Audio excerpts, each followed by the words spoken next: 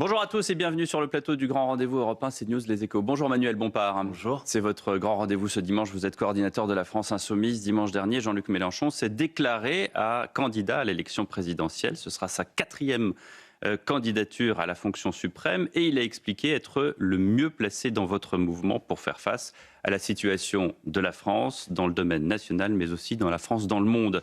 Le pouvoir d'achat reste bien sûr l'une de vos principales préoccupations. Ça tombe bien, les Français aussi.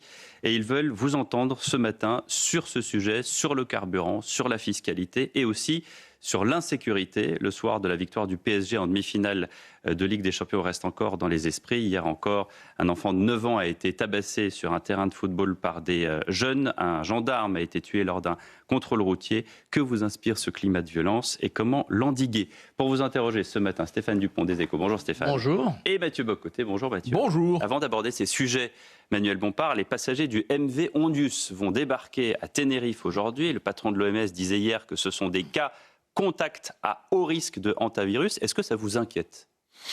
Et ça m'inquiète évidemment à partir du moment où il y a une nouvelle forme d'épidémie, même si pour l'instant elle est assez réduite en termes d'impact. Et puis, si mes informations sont bonnes, elle n'a pas les mêmes caractéristiques qu'avait par exemple le Covid en termes de transmission. Néanmoins, il y a une nouvelle souche qui a l'air plus dangereuse. Donc évidemment, je pense que c'est nécessaire d'être vigilant. Maintenant, pour peut-être prendre un peu de hauteur par rapport à ce sujet, je crois que c'est malheureusement quelque chose qui va se multiplier dans les prochaines années, c'est-à-dire l'émergence de ce qu'on a appelé avec Jean-Luc Mélenchon d'ailleurs, les maladies politiques ou les maladies écologiques, c'est-à-dire des maladies qui ont des conséquences, qui retrouvent leur source, leur origine dans la manière avec laquelle nos sociétés aujourd'hui traitent leur rapport à la nature. C'est lié au réchauffement climatique selon vous? Non, je ne dis pas que cette maladie est liée au réchauffement climatique, mais on voit bien que c'est comme le Covid de ce point de vue-là, des maladies qui sont d'abord sur des animaux qui ensuite sont transmis à l'être humain, et donc ça pose la question des zones de contact. Le Covid, c'est pas expliqué. Vous savez très bien qu'il y a des suspicions sur ce fameux laboratoire P4 en Chine où jamais vraiment les choses n'ont été expliquées. Enfin, il me semble quand même que on va peut-être pas refaire l'histoire du Covid sur le Covid, mais je pense que la question du rapport entre les êtres humains, les animaux, ce qu'on appelle les zoonoses, tout ça pose des questions qui sont des questions politiques sur lesquelles il faut essayer d'apporter des réponses. Pour le reste, il y a des personnes qui sont contaminées aujourd'hui par cette maladie, il faut bien qu'ils débarquent quelque part, et je pense que tout est fait pour qu'ils puissent débarquer dans un endroit où il n'y a pas de risque de transmission sur le reste de la population, enfin en tout cas je l'espère. Mais pour reprendre votre formule, prendre un peu de hauteur sur les événements, est-ce qu'il y a des leçons aussi à retenir de l'épisode Covid? C'est-à-dire si on pense à cela, on voit la suspension généralisée des libertés à ce moment, la tentation d'encadrer, de normer la vie sociale intégralement, est-ce qu'il y a des leçons à retenir pour ne pas verser dans une forme de panique nouvelle? Encore une fois, je pense quand même, pour pas tomber dans une forme de panique nouvelle, il faut peut-être être prudent sur les comparaisons qu'on fait. Nous le sommes. Oui, bien sûr. Non, mais par rapport à votre question, on ne parle pas là aujourd'hui d'un virus qui peut ou qui se transmet très facilement sur l'ensemble de la population. Donc déjà, soyons vigilants là-dessus. Après, si on revient sur la manière avec laquelle le Covid a été géré. Évidemment, je partage l'idée qu'il y a eu une forme de suspension des libertés individuelles. Il y a eu des excès ? Je pense oui, il y a eu des excès, oui, bien sûr. Je pense qu'il y a eu des excès, peut-être par manque de préparation aussi, parce que nos sociétés, elles ont été très largement affaiblies pour pouvoir faire face à ce type de situation. Et donc, on s'est retrouvé un peu pris par l'urgence dans des décisions qui étaient des décisions qui, évidemment, ont mis quand même... D'abord, ont suspendu l'ensemble de notre activité et en plus, se sont retrouvés avec des positions qui allaient à l'encontre des libertés individuelles. Moi, je forme le vœu qu'on soit mieux préparé pour faire face, si on doit y arriver, à de nouvelles pandémies. Il y en a un qui est préparé, c'est Jean-Luc Mélenchon. Il s'est déclaré candidat à la présidentielle. Est-ce le meilleur choix ou est-ce le seul choix pour LFI ? Non, c'est le meilleur choix. On a eu une discussion collective entre différents choix qui s'offraient à nous, avec un certain nombre de personnes qui étaient tout à fait... On peut savoir qui ? Il y en a plusieurs, des noms. Par exemple, vous la présidente de notre groupe parlementaire, Mathilde Panot, la coprésidente de l'Institut, la Boétie. C'est vous qui aurez dû... Moi-même, je suis coordinateur du mouvement. Vous y avez pensé? Vous vous êtes projeté à l'Élysée un instant? Non, mais moi, j'ai pas... je sais que peut-être c'est difficile à comprendre pour les observatrices et les observateurs extérieurs, mais nous, en fait, on ne se pose pas la question de notre rapport à l'élection présidentielle sous la forme d'une forme d'ambition personnelle. On se pose la question de savoir... Vouloir quand même. Oui, bien sûr, mais on se pose la question parce qu'on partage tous un même même programme, un même projet pour la société. Et on se pose la question de quel est le dispositif le plus efficace pour essayer d'amener nos idées au pouvoir. Et on a considéré collectivement que la candidature de Jean-Luc Mélenchon était la meilleure solution. Mais évidemment, Jean-Luc Mélenchon entouré d'une équipe, et j'en fais partie, qui est une équipe aussi susceptible de gouverner ce pays demain. En 2022, au soir du premier tour, Jean-Luc Mélenchon dit « faites mieux, prenez le relais ». Manifestement, vous êtes le coordinateur de la France Insoumise, c'est vous qui auriez dû prendre le relais. Regardez. Pourquoi ça ne s'est pas fait? Il n'a pas fait mieux. Vous n'avez pas fait mieux? Ah bah si, on a fait mieux, précisément. J'allais vous dire, regardez, il faut regarder les choses un petit peu précisément. Depuis 2022, il y a eu des élections législatives. Et vous êtes plus nombreux à l'Assemblée. On est plus nombreux à l'Assemblée nationale. Il y a eu des élections européennes, on est plus nombreux au Parlement européen. Il y a eu des élections municipales. On a plus de maires, plus de conseillers municipaux qu'avant. Donc vous avez fait mieux. Donc on a fait mieux. Ça ne suffit pas à Jean-Luc Mélenchon. Mais c'est pas que ça ne suffit pas à Jean-Luc Mélenchon, c'est qu'on se pose la question à un moment, dans le contexte politique que l'on connaît, national et international, de quelle est la personne qui nous paraît avoir le plus de qualité pour pouvoir gouverner ce pays demain. Et au vu notamment de la situation internationale telle qu'elle est, je crois que notamment l'expérience de Jean-Luc Mélenchon sur ces sujets, sa profondeur politique fait qu'aujourd'hui c'est le mieux. C'est la quatrième candidature. Mais pas seulement. Attendez. Quatrième candidature. Il y a 4 fois que les Français, 3 fois les Français lui ont déjà dit non. On va y venir. Pourquoi la 4e fois il lui dirait oui? On va y venir. Pourquoi? Mais je vous promets, j'y viens. Mais je voulais juste vous dire. Impatient comme ça, Stéphane. Il va vous répondre, Manuel. Non seulement Jean-Luc Mélenchon me paraît être le candidat à l'intérieur de la France insoumise le mieux placé pour gouverner le pays demain, mais ça me paraît être aussi la personnalité politique parmi toutes les personnalités politiques de ce pays la mieux préparée. Parce que parce que cette expérience sur les questions internationales, il en a encore fait la démonstration cette semaine, parce que son expérience, parce que sa profondeur politique me paraît être ce dont on a besoin aujourd'hui pour faire face à une situation. Mais posons les choses autrement. Des temps qui sont des temps très troublés. Attendez, on va prendre les questions une par une. Ensuite, il y a la question de sa 4e candidature. C'est vrai, vous avez raison, Jean-Luc Mélenchon a déjà été candidat à 3 fois. Mais il vous aura pas échappé que la première fois, il a fait 11%, la deuxième fois, il a fait 19%, et la troisième fois, il a fait 22%. Donc pour l'instant, à chaque candidature, il a progressé dans son score. Et je sais que par exemple, le président aujourd'hui du Brésil, Lula, a été élu président à sa 4e candidature. Donc vous voyez, dans la vie, il ne faut pas lâcher. C'est la ténacité qui paye. Que Jean-Luc Mélenchon ait décidé collectivement d'être candidat à la présidence de la République. Non, c'est pas il a décidé collectivement. Pourquoi vous caricaturez comme ça? C'est une moquerie. C'est une moquerie. Je vous dis pourquoi, parce que personne n'est surpris, honnêtement. Dès 2022, tout le monde comprenait qu'il trouverait le moyen d'y être. C'est pas une condamnation.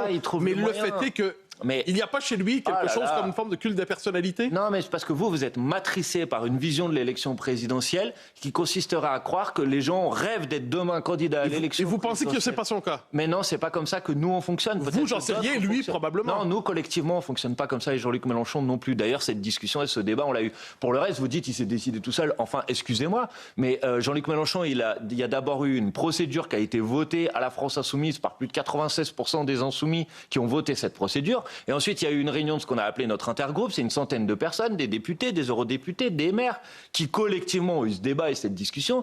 Et on dit, nous, on considère que c'est Jean-Luc Mélenchon la meilleure candidature. Et c'est pas terminé. Une fois que Jean-Luc Mélenchon a présenté sa candidature, il a dit, je serai candidat si je réunis 150 000 parrainages de citoyens. En 24 heures, il a eu les 150 000. Aujourd'hui, on est prêt à 250 000. Et donc, j'en profite. D'ailleurs, si vous voulez apporter votre parrainage à la candidature de Jean-Luc Mélenchon, allez sur le site mélenchon2027.fr et vous pouvez... Qu'est-ce que vous répondez aux 70% des Français qui, ce matin, dans un sondage, pensent que Jean-Luc Mélenchon est un handicap pour faire gagner la gauche? Je ne crois pas que ce sondage dise quoi que ce soit de juste. Et j'ai regardé avec amusement, puisque c'est un sondage qui a été publié par l'Institut Ipsos, j'ai regardé avec amusement ce que disait l'Institut Ipsos à quelques mois de l'élection présidentielle de 2022. À 4 mois du premier tour de l'élection présidentielle de 2022, l'Institut Ipsos disait que Jean-Luc Mélenchon allait faire 8,5%, que Valérie Pécresse allait faire 14%. J'ai besoin de vous rappeler peut-être que le soir du premier tour de l'élection présidentielle, Jean-Luc Mélenchon n'a pas fait 8, il a fait 22. Et Valérie Pécresse n'a pas fait 14, elle a fait 4. Pas toujours. Ils se trompent parfois, mais ils se trompent pas toujours. En l'occurrence, l'Institut Ipsos, dans l'élection présidentielle de 2022, s'est lamentablement planté. Donc, il continue à nous donner des solutions, des leçons aujourd'hui sur qui serait le bon candidat. Oh, il n'y a pas que Ipsos, il y en a d'autres. Les sondeurs sont la seule profession en France qui peut se tromper au moins une fois sur deux et à qui on continue à faire confiance. Moi, j'ai un conseil à vous donner, arrêtez de leur faire confiance. Vous niez le fait que parmi beaucoup de Français, Jean-Luc Mélenchon provoque du rejet, de la crispation. C'est l'homme politique le moins populaire aujourd'hui en France. Alors par exemple, vous voyez, là par exemple... Je parle de popularité, pas d'intention de vote, on est bien d'accord. La popularité, ce que vous dites est absolument faux. Pardonnez-moi de vous le dire, parce que je sais que tout le monde répète ça, Jean-Luc Mélenchon est le moins apprécié. Je renvoie à tout le monde sur une publication que j'ai faite sur mon compte Twitter cette semaine, dans laquelle j'ai fait la démonstration sur toutes les codes de popularité, que c'est faux de dire que Jean-Luc Mélenchon est celui qui reçoit le plus d'avis négatifs. On ira regarder. Ben, vous pourrez aller le vérifier. Ceci étant dit, si vous me posez la question de savoir si tout le monde en France aime Jean-Luc Mélenchon, non, vous avez raison. Ah, ça c'est vrai, mais c'est le principe de la démocratie. Dans la démocratie, il y a des idées différentes, des candidatures différentes qui se confrontent. Et l'objectif, c'est de réunir une majorité. Et nous, on travaille à essayer de réunir cette majorité, pas seulement pour Jean-Luc Mélenchon, mais pour le programme qu'il porte, parce qu'on considère que ce programme est celui qui est le plus susceptible de refonder le pays, de refonder la France, qui a été largement détruite ces dernières années par les gouvernements successifs. Et on va parler de la présidentielle. Vous savez que l'usage fait qu'une fois que vous êtes élu président de la République, c'est l'ensemble des élus de France, et tout particulièrement les maires, qui accrochent le portrait du président de la République dans leur bureau. Pourquoi est-ce que M. Bagayoko ne veut pas ? C'est pas qu'il ne veut pas, c'est qu'il a dit les choses. Il a dit, moi je respecte un usage si l'autre usage est respecté. Et l'autre usage, c'est notamment que l'État abonde au financement des collectivités locales et des collectivités territoriales. Et ça fait depuis des années et des années que la ville de Saint-Denis et le département de la Seine-Saint-Denis, de manière plus générale, sont d'un certain point de vue oubliés, abandonnés par l'État. Non, c'est pas une forme de chantage, c'est une forme d'expression d'une colère vis-à-vis de la manière avec laquelle les gouvernements successifs ont traité nos villes populaires en particulier.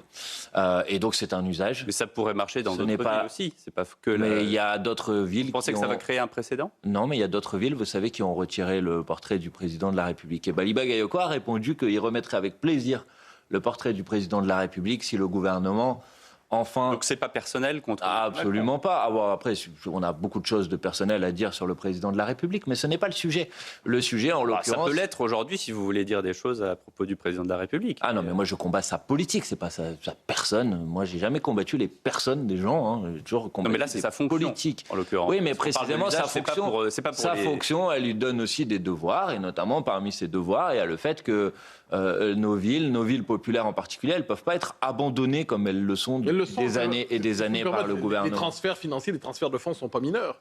Ah bah, si vous voulez regarder comment on boucle aujourd'hui un budget d'une collectivité locale après des budgets qui, année après année, donc la politique dans les dotations publiques... Ça, au fil du temps, pour vous, finalement, il n'y a pas assez d'argent qui est transféré à une ville comme Saint-Denis aujourd'hui? Ah, je pense qu'il n'y a pas... De manière générale, on a coupé dans les financements par l'État. C'est quand même une ville qui a été beaucoup aidée au moment des Jeux Olympiques. Il y a eu beaucoup de choses de faites. Là, on parle d'une discussion plus générale qui est de savoir... Mais moi, je vous parle de ce qui a été fait il y a 2 ans. Et beaucoup de choses ont été faites pour Saint-Denis et la Seine-Saint-Denis au moment des JO. Ce que je vous propose, après, c'est d'inviter Bali Bagayoko pour parler avec lui de la situation à Saint-Denis, mais pour la connaître moins que lui, sans doute, un petit peu. Je ne pense pas qu'on puisse dire que la ville de Saint-Denis n'est pas confrontée aujourd'hui à de lourdes difficultés et que la solidarité nationale ne devrait pas s'exprimer davantage envers des villes qui font partie des villes les plus populaires du pays. D'ailleurs, il y a une caractéristique, vous savez, aux élections municipales, c'est que les villes que la France insoumise a gagné aux élections municipales font toutes partie des 50 communes les plus pauvres de France, qui sont bien souvent des territoires qui ont été des territoires malheureusement trop abandonnés par les politiques publiques. Et donc, Bali Bagayoko, par cet acte symbolique... c'est augmenter son indemnité de maire. Non, pas du tout. Enfin, après, si vous voulez, on y reviendra. Vous parlez d'argent, je vous parle d'argent. Oui, mais on peut parler d'argent si vous voulez, mais ce n'est pas vrai ce que vous dites, parce qu'en comparaison avec l'indemnité que touchait le maire précédent, qui cumulait son indemnité de maire et son indemnité à l'agglomération, David Guiraud gagne moins d'argent. Donc, précisément, il a au contraire fait faire des économies. Mais en l'occurrence, oui, les villes que nous dirigeons sont des villes qui ont fait partie des plus pauvres. Et je pense, puisque c'est la question que vous me posez, que l'action de Bali Bagayoko a une dimension symbolique visant à protester contre l'abandon des villes populaires par les politiques publiques. De protestation. Alors, sous le signe de la protestation, il en annonce peut-être une autre. M. Bagayoko dit si jamais le RN l'emporte à la présidentielle. Vous avez un problème avec Bali Bagayoko, on dirait. Non, mais... Je vous pose une question sur une figure importante. Allez-y. Moi, je mentionne une figure politique importante aujourd'hui qui fait une déclaration. Où est le problème? Allez-y, posez votre question, je vous répondrai après. D'accord, vous semblez avoir un problème qu'on nomme un de vos élus qui est important. Ah non, pas du tout, mais je remarque une forme d'acharnement qui ne s'abat bizarrement pas sur les autres élus. Je peux juste remarquer, mais allez-y, posez votre question. On verra s'il y a acharnement. Trouvez-moi un autre élu qui, dans les circonstances, a dit, si jamais, oui, il y a eu Mme Panou, si vous avez raison, si jamais le RN l'emportait demain à la présidentielle, il plaiderait pour une insurrection populaire sous le signe de la Bastille, dit-il, donc une référence à la violence. Des Gilets jaunes aussi, vous l'avez oublié. Ah, mais la Bastille aussi, une dimension à la violence. Des Gilets jaunes donc aussi, pour vous, une élection présidentielle emportée par un parti, on peut en appeler à l'insurrection populaire avec une dimension violente. Mais monsieur, juste savoir, où est le problème avec ça? Monsieur Bock-Côté, j'espère que si, par malheur, le Rassemblement national devait remporter l'élection présidentielle, il y aura des mobilisations populaires puissantes dans ce pays. Je l'espère. Vous supposez comme la majorité populaire aurait voté pour lui. Je l'espère, parce que quand je vois, par exemple, ce que font les maires élus il y a quelques semaines du Rassemblement national dans des mairies qui, à Liévin, par exemple, mettent en place des politiques discriminatoires et illégales dans l'accès au logement, à Carcassonne s'attaquent aux organisations syndicales, je vous dis, heureusement, je souhaite que face à ce type de politique, il y ait une mobilisation populaire. Et ça m'inquiète beaucoup sur votre conception de la démocratie. Si vous considérez que parce que quelqu'un a gagné une élection, on n'a plus le droit de se mobiliser et de protester. Attendez, il y a un homme rigoureux. Insurrection populaire avec une référence à la violence. Imaginez que quelqu'un dise... il n'y a pas de référence à la violence. La Bastille, ici. Mais attendez... Imaginez que si M. Mélenchon arrive à la présidence de la République, c'est pas inimaginable. Vous êtes contre la Bastille, la prise de la Bastille, on la célèbre chaque année. Je ne sais pas si vous êtes au courant, ça s'appelle le 14 juillet. Imaginez que des gens disent, si jamais M. Mélenchon arrive à la présidence de la République, ou vous, qu'en sais-je, eh bien, une insurrection populaire serait légitime. Vous en penseriez quoi? Mais je pense que ce que je pense, c'est que si Jean-Luc Mélenchon, ce que je souhaite, remporte la prochaine élection présidentielle, il y aura aussi sans doute des secteurs de la société qui se mobiliseront. C'est la démocratie. Mais vous souhaitez pas la violence. Mais ce n'est pas la violence, la mobilisation. Mais c'est précisément la question que vous pose. Ça peut être compris comme le non-respect. Vous l'avez compris comme ça. Non, je pense que vous l'avez pas compris comme ça. Vous faites semblant de l'avoir compris comme ça pour essayer de vous en prendre à Bali Bagayoko. Donc, Madame Panot a dit la même chose, si je peux me permettre. Madame Panot. Voilà, Monsieur Bock-Côté. Si par malheur... Deux figures importantes de votre parti. Allez, peut-être Bali Bagayoko a fait peut-être une maladresse, c'est qu'il a envisagé la possibilité de la victoire du Rassemblement national. Je pense qu'il aurait mieux fait de pas le faire parce qu'on va battre le Rassemblement national dans cette élection et ils ne gagneront pas. Mais si par malheur le Rassemblement national devait l'emporter, je vous le redis, je n'ai pas de problème. Je souhaite absolument qu'il y ait des mobilisations populaires. Violentes ou pas violentes? Mais absolument pas violentes. Ah ben voilà, c'est précisément la question qu'on vous pose depuis. Vous croyez que les polémiques, c'est pas la posé la question. Vous m'auriez posé la question plutôt que d'essayer de faire croire que Bali Bagayoko avait appelé à ça. Vous m'auriez posé la question. C'est pas bien de faire semblant que ce qui n'a pas été dit. C'est vous qui faites semblant. Mais la référence à la Bastille, mais vous êtes incroyable. Chaque année dans ce pays, on fête le 14 juillet et vous êtes pour... Enfin, qu'est-ce que c'est que cette histoire? La Bastille fait partie de notre histoire. Vous savez, dans la Déclaration des droits de l'homme et du citoyen de 1793, il y avait cette phrase, quand le gouvernement viole les droits humains, l'insurrection est le premier des devoirs pour le peuple. Voilà. On y revient, l'insurrection. Vous voyez, ben oui, mais ça veut dire la mobilisation populaire, évidemment. Nous sommes démocrates, nous sommes pour la révolution citoyenne, nous sommes la prise du pouvoir par les urnes, en gagnant les élections, et ensuite il y a des mobilisations populaires, et je souhaite qu'il y ait des mobilisations populaires. Mais comme, c'est pour ça que je vous disais que vous aviez un problème avec Bali Bagayoko, parce que vous venez déformer ces citations pour essayer de leur faire croire autre chose que ce qu'il dit vraiment. J'ai une autre question à propos de Vos méthodes me trouvent un peu ridicules. Bon, vous permettez, j'ai une autre question à propos de Jean-Luc Mélenchon. Il ne devrait pas être interdit d'être honnête. De débattre avec Jordan Bardella. Pourquoi? Mais c'est absolument faux, ça aussi. Oh là là, vous avez... séance d'explication. Est-ce qu'il refuse ou est-ce qu'il ne refuse pas? Est-ce qu'on peut organiser d'ailleurs ici sur Mais que M. Bardella soit candidat, Jean-Luc Mélenchon débattra avec M. Bardella. Pour l'instant, dans les élections... Vous savez très bien que ça dépend d'une échéance. Alors, attendons de savoir cette échéance. Et puis si M. Bardella... Et après, il est prêt à débattre. Non, évidemment. Mais jusque-là, pardon, mais c'est plutôt l'inverse qui s'est produit. Je ne sais pas si vous êtes au courant, mais moi, par exemple, vous pouvez en être témoin auprès de toutes les chaînes, depuis plusieurs années, je dis, M. Bardella, venez débattre. Venez débattre. Il refuse de débattre. Aux dernières élections législatives et avant aux dernières élections européennes, il a refusé de participer à un certain nombre de débats. Il a débattu avec Gabriel Attal, j'ai le souvenir de ce... aux élections européennes, juste avec M. Attal, ouais. Mais avec nous, il n'a pas voulu débattre. Donc ne dites pas qu'on n'en voudrait pas débattre avec Jordan Bardella. Moi, ça serait au contraire un grand plaisir de débattre avec M. Bardella, parce que je pense qu'en quelques secondes, je pense que sa faiblesse apparaîtrait aux yeux du plus grand monde. Son inconsistance et son incompétence, ce serait un bonheur de pouvoir la démontrer à tout le monde. On va organiser ça. Je le disais en introduction, Jean-Luc Mélenchon s'est positionné comme celui qui veut mettre un terme à la crise sociale notamment redonnant du pouvoir d'achat aux Français. Un autre sondage, pardonnez-moi, qui est à 48 heures, qui dit que les responsables du RN recueillent le plus haut niveau de confiance des Français pour gérer. C'est pas Ipsos. C'est qui alors? C'est Lab. Vous voulez qu'on parle des pouvoir Lab d'achat. Jordan Bardella, laissez-moi terminer la question. Jordan Bardella, 38%. Marine Le Pen, 35%. Après, il y a toute une série de candidats. Édouard Philippe, Gabriel Attal, Bruno Retailleau. Ça descend. Et Jean-Luc Mélenchon ne récolte que 18%. Comment est-ce que vous expliquez ça? Je ne l'explique pas parce que je n'y crois pas, mais je vais plutôt vous parler de ce que nous proposons pour faire face à cette situation. Et vous verrez, j'en suis convaincu que les gens qui nous écoutent seront convaincus. D'abord, cette situation, elle est due à une situation internationale. Bon, et aujourd'hui, on paye les conséquences d'une crise internationale dont les Françaises et les Français... Le fait que le RN soit devant pour régler les pouvoirs... Non, je parle de l'augmentation des prix du carburant, monsieur. Oui.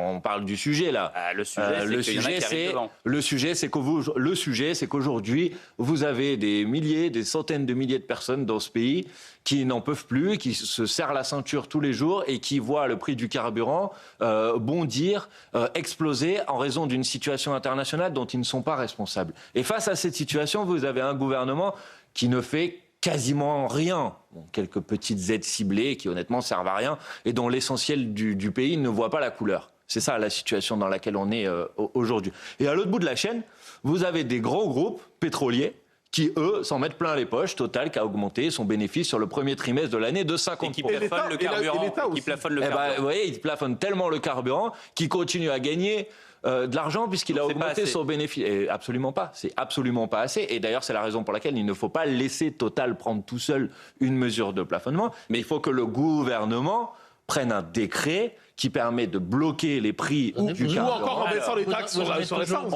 Attendez, parce que là, on ouvre une brèche importante. On parlait du pouvoir d'achat, de la crise du carburant, de l'efficacité ou pas, vous disiez, du gouvernement. Et on en était au chapitre de Total, effectivement.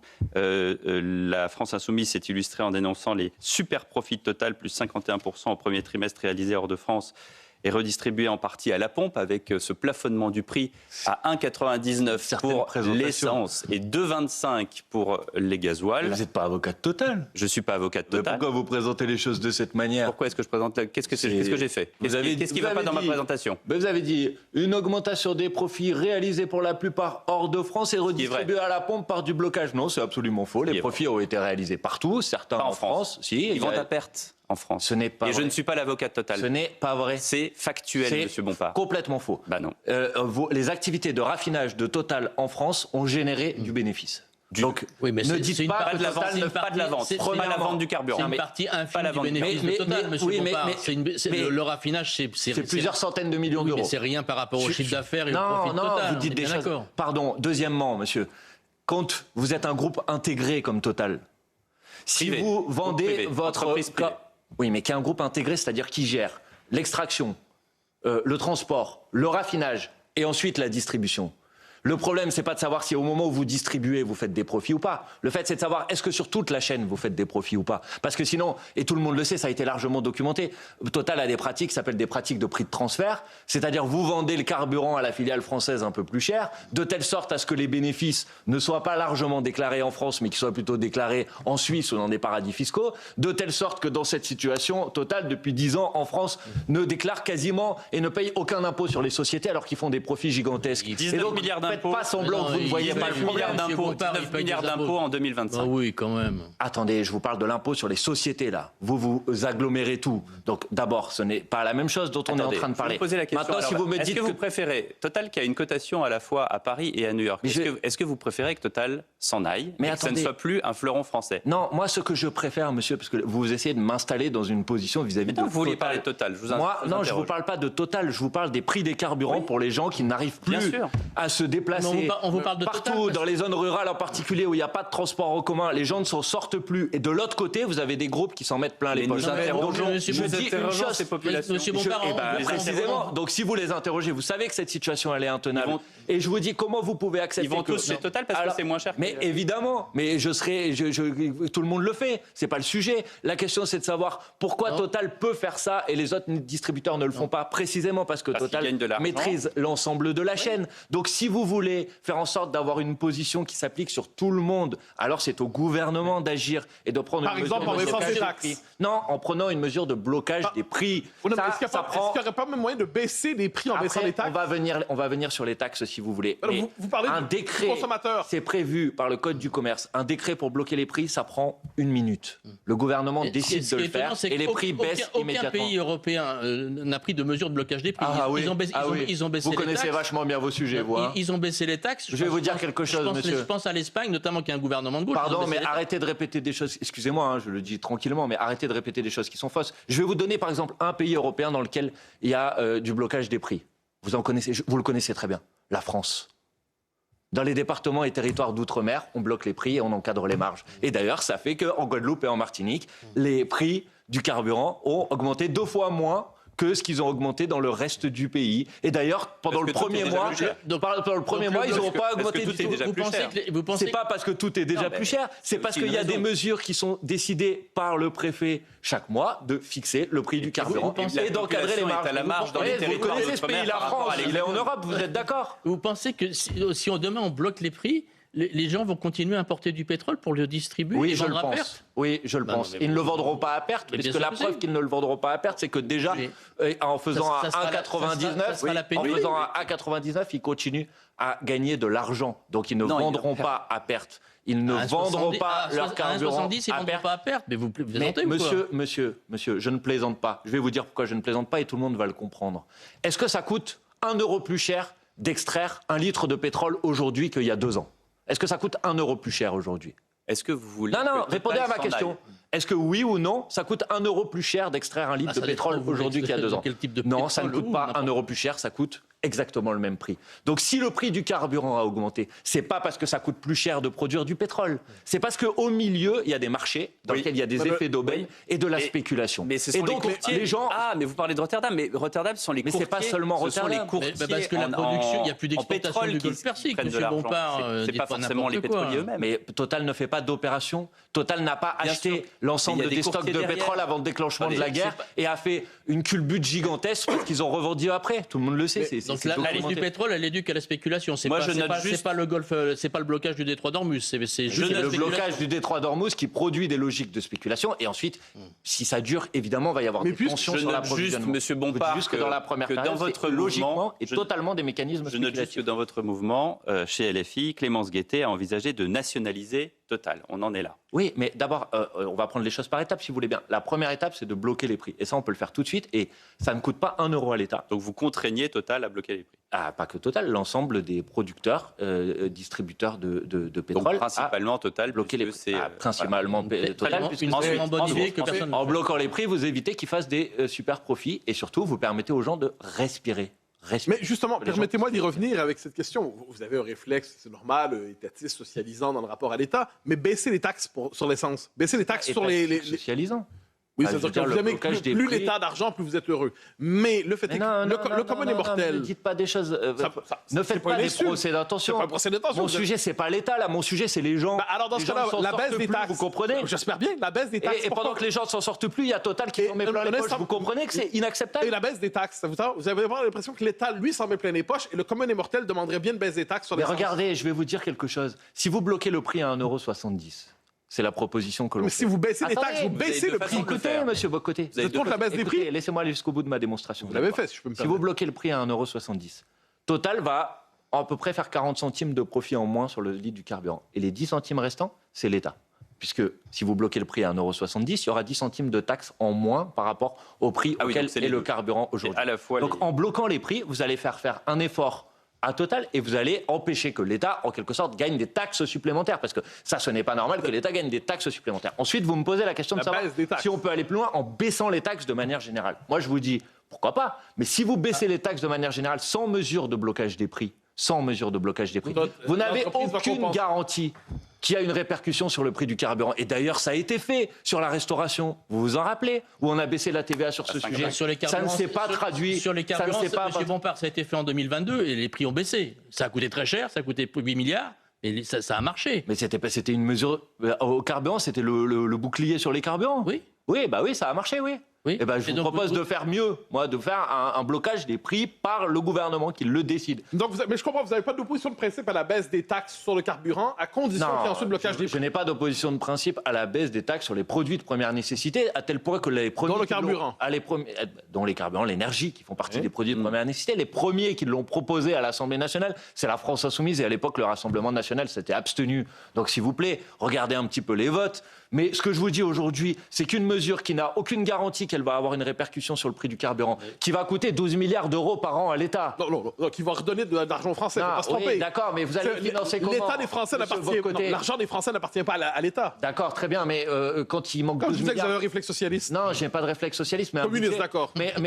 Oui, j'ai un réflexe socialiste et communiste, j'ai pas de problème si vous voulez, mais c'est pas mon sujet. L'assumer, c'est encore mieux. Mais bien sûr que j'assume, mais c'est pas mon problème. Mon problème, c'est de savoir si vous enlevez 12 milliards dans les recettes. Vous pouvez prendre les mots que vous voulez. C'est-à-dire des recettes de l'argent pris aux Français pour l'appareil bureaucratique. C'est pas l'argent pris aux Français.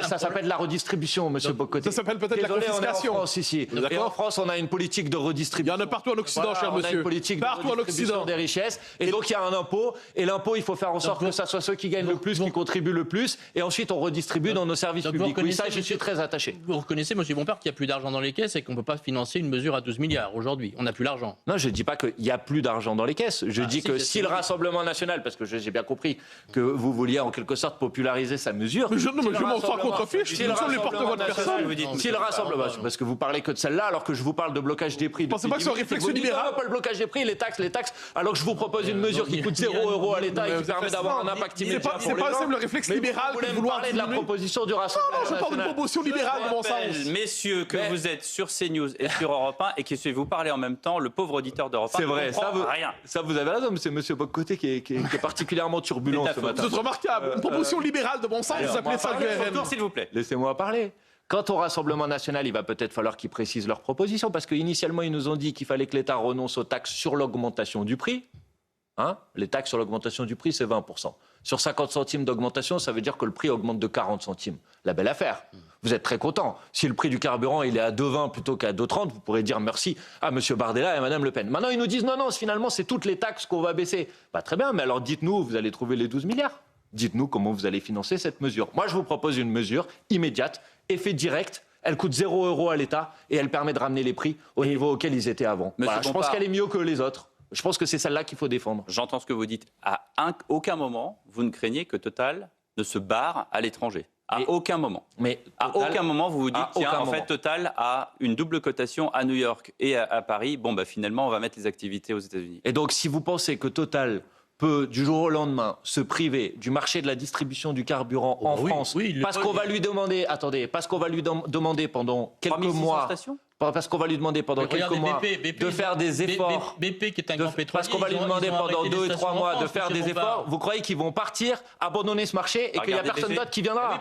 Mais vous ne connaissez pas très bien comment ça fonctionne. BP vient d'arrêter les distributeurs. Mais vous savez le niveau d'investissement qu'il faut pour mettre en place un système de distribution de carburant? Vous croyez que parce qu'ils vont gagner un peu moins pendant une certaine période, ils vont prendre le risque de perdre beaucoup pendant des décennies? Mais alors franchement, vous ne vivez pas dans le même monde que moi. Moi, je vous dis que Total fera des efforts qui s'assieront un peu sur leur super profit pendant quelques mois, et ça sera pas plus mal. Et pour le reste, vous avez parlé de réquisition ou de nationalisation. Oui, je vous confirme qu'au vu des bénéfices gigantesques que réalise Total depuis plusieurs années, quasiment 100 milliards d'euros versés en dividendes aux actionnaires sur les 10 dernières années, oui, on pourrait se poser la question de savoir si on ferait pas mieux que ce soit un groupe public qui agisse. Réquisition et nationalisation. Non, je vous ai pas dit que c'était le programme, mais le sujet est posé. Et vous financez comment la nationalisation? Regardez, je vais vous montrer quelque chose. On parle de l'insécurité, mais d'abord, on termine le chapitre sur les carburants avec Stéphane Dupont.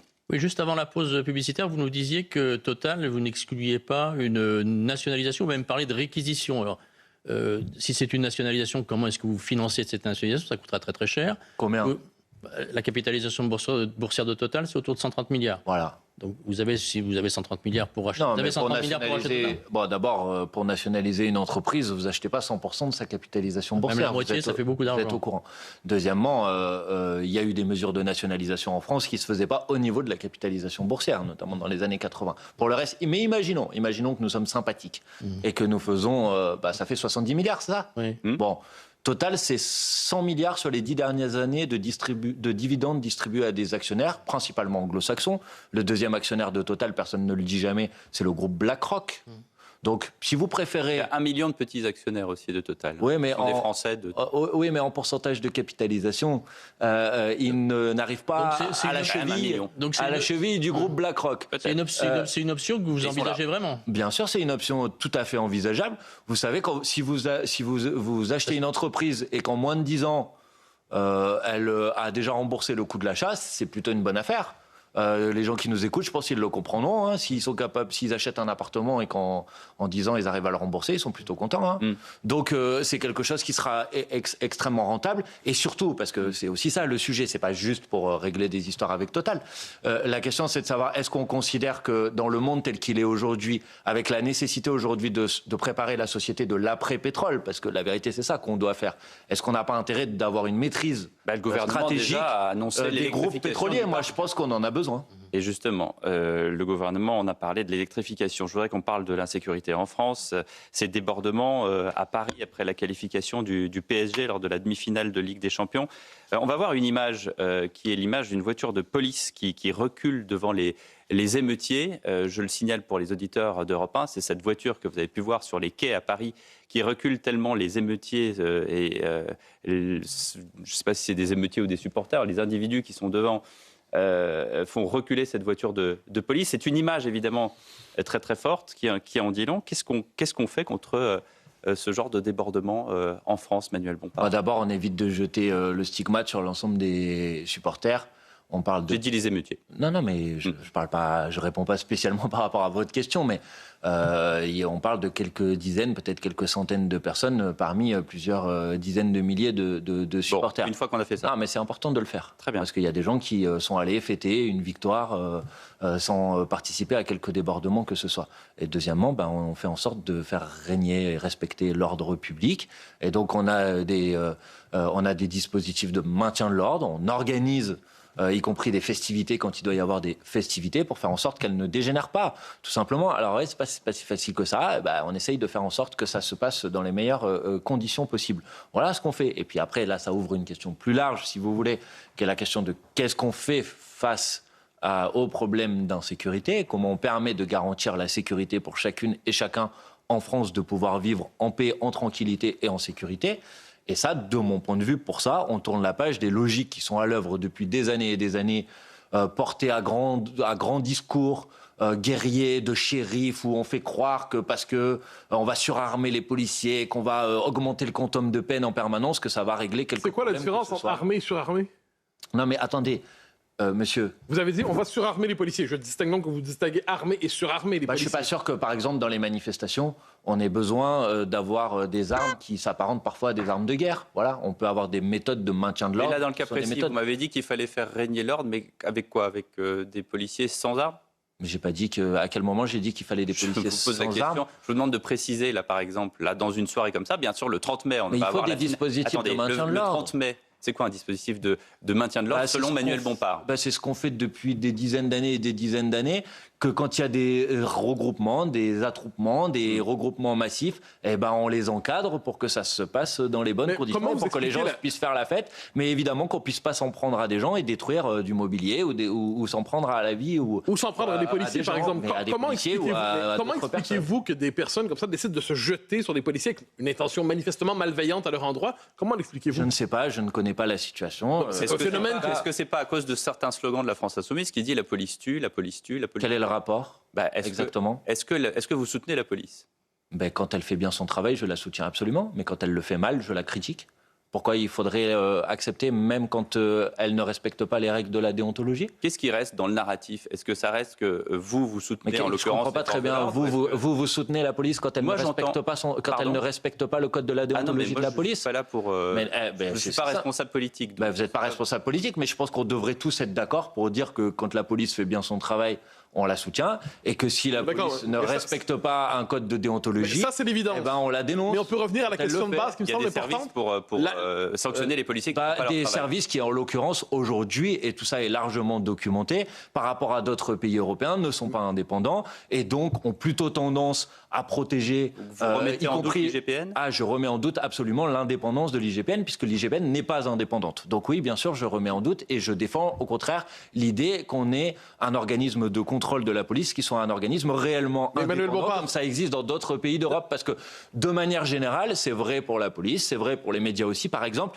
il vaut mieux qu'ils soient contrôlés par des organismes qui sont des organismes indépendants et pas des organismes qui sont composés de policiers eux-mêmes, qui ont des relations parfois de travail, d'amitié, de proximité avec les personnes qui sont mises en cause dans cette affaire. C'est un principe assez élémentaire de la justice. D'accord, mais principe encore élémentaire ici. D'un côté, quand les policiers sont attaqués par des dealers, on le comprend presque, c'est une logique, ils veulent tuer l'autorité. Là, c'est pas des dealers, là. Voilà, j'y arrive. Là, c'est pas des dealers, pas du tout. Ce sont des jeunes ordinaires, entre guillemets. Qu'est-ce qui les pousse, eux qui sont pas des dealers, qu'est-ce qui les pousse à vouloir humilier, laisser agresser les policiers? Faites un travail. Moi, je ne sais on pas le fait. La culture anti-police existe. Je ne sais pas comment la situation a dégénéré. Je n'étais pas sur place. En tout cas, je désapprouve évidemment le fait que c'est dégénéré. Et je pose la question. Et la destruction d'une exposition consacrée au vivre ensemble. Pardon? Et avec la destruction aussi d'une opposition consacrée au vivre ensemble. Je ne sais pas. Place de la Concorde. C'était l'exposition d'Iana Sturbertrand, qui était sur le vivre ensemble, qui s'est retrouvée complètement. Qui a été un peu vivre moyen ensemble. Et je suis évidemment en désaccord avec ça. Mais si vous voulez bien qu'on essaye peut-être de trouver des réponses qui sont des réponses, un peu plus larges, il faut d'abord un bon diagnostic. Qui sont des réponses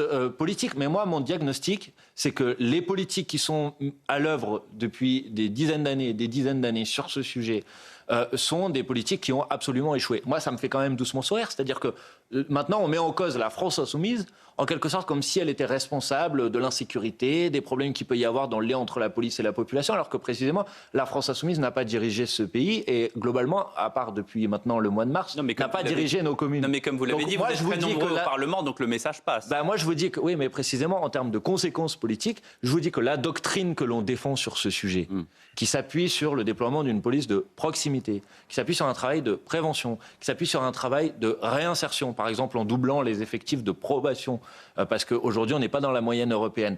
Ça, c'est une politique qui fonctionne mieux, qui marche mieux pour, par exemple, éviter la récidive, pour lutter contre l'insécurité, pour faire en sorte que les gens puissent vivre en paix, en tranquillité. Regardez, ça devrait vous intéresser. Regardez aux États-Unis. Pendant des années et des années, ils ont dit on va avoir la politique, on va faire des prisons super fermées, on va augmenter les peines, etc. Il y a quelques mois, dans 2 villes, à Détroit et San Francisco, ils ont réintroduit une police de proximité. Ça a baissé de 50% la criminalité aux États-Unis. Et ils sont en train de dire c'est peut-être ça la solution. Voilà. Moi, je pense que c'est ça la solution. Vous voyez, je pense que ça marche bien. San Francisco est un mieux que modèle. pour les autres.